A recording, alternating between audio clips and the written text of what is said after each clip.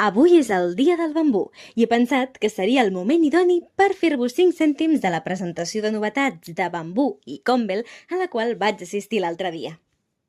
Aquesta tardor-hivern ve carregada de novetats per als més petits. Llibres desplegables, pop-ups, amb so, amb textures o llibres per jugar a la banyera.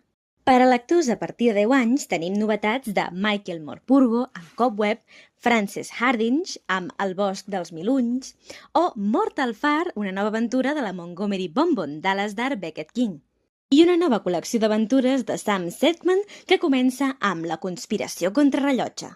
El plat fort de la presentació, però, va ser la nova col·lecció de Meritxell Martí i Xavier Salomó que ens van presentar ells mateixos, Tic-Nics.